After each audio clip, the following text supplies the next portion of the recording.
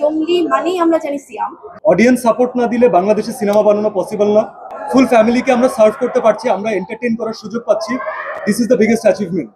এর পরের সিনেমাটা আরেকটু ট্রাই করতে পারি, আরেকটু ডিফারেন্ট করতে পারি।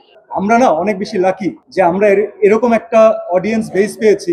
অসম্ভব ভালোবাসা পাচ্ছি দর্শকদের কাছ থেকে। তো আমরা চাই আমাদের বাংলাদেশের সিনেমা হিসেবে, যেহেতু এটা আমাদের গল্প নিয়ে তৈরি, রিয়েল ইভেন্ট নিয়ে তৈরি, আমরা এই গল্পটা আমাদের এই বাংলাদেশের গল্প আমরা তাদেরকে তাদের ল্যাঙ্গুয়েজে দেখাতে চাই।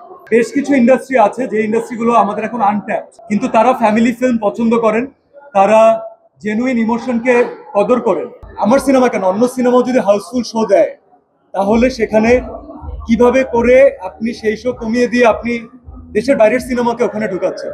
অডিয়েন্স যেখানে কথা বলছেন, অডিয়েন্স যেখানে বাংলা ফিল্ম দেখতে চাচ্ছেন, পার্টিকুলারলি আমি আমাদের সিনেমা নিয়ে বেশি যেহেতু রিলেটেড, বেশি জানি, সো আমি বলবো যে 100% পজিটিভ ওয়ার্ড অফ মাউথ আসার পরে, হাউসফুল শোজ দেওয়ার পরে কিভাবে করে একটা ফিল্মকে আপনি দমিয়ে রাখতে চাচ্ছেন।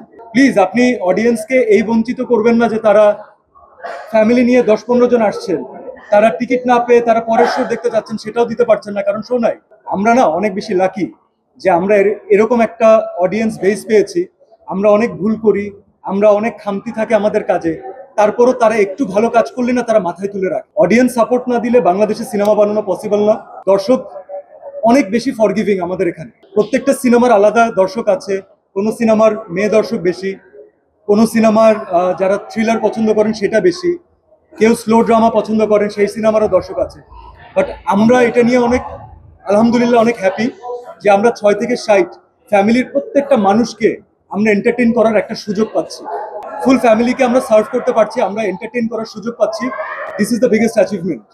অলমোস্ট 80 ইয়ার্সের একজন নানির সাথে দেখা হলো, তার মেয়ে তাকে নিয়ে এসেছে, নাতি এসেছে সাথে। উনি যখন মাথায় হাত বুলিয়ে আমাকে বলেন যে তোমার জন্য বাবা দোয়া করলাম, এর পরের কাজ যেন আরো ভালো হয়। তো আমার জন্য তো এটা প্রেশার যে এরপরে আসলে ভালো করতে হবে। এর পরের সিনেমাটা আরেকটু ট্রাই করতে পারি, আরেকটু ডিফারেন্ট করতে পারি।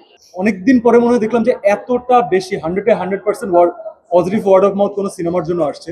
জঙ্গলি মানেই আমরা জানি সিয়াম, আর জঙ্গলির সাথে যে কানেকশনটা পাখির, এই ইমোশন কিন্তু আমরা কেউই, বাবা মেয়ের যে ইমোশন, এটা আমরা কেউ চাইলেই ব্রেক করতে পারবো না। অসম্ভব ভালোবাসা পাচ্ছি দর্শকদের কাছ থেকে। দর্শকরা যেভাবে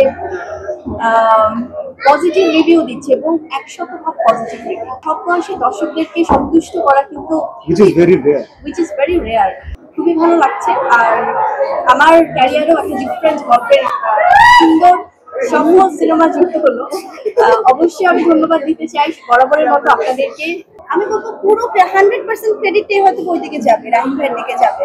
উনি যে সাহসটা দিয়েছে, যেই বুম আপটা করেছে, যে আলোচনাটা আমার সাথে করেছে, তারপরে মনে হয়েছে আচ্ছা আমি করতে পারবো। করতে পারার পরে যেটা, যেই টেনশনটা এখনো থাকে, যেহেতু আমি এখনো দেখিনি, টু বি অনেস্ট, আমি জানি না যে আসলে আমাকে স্ক্রিনে কেমন লেগেছে।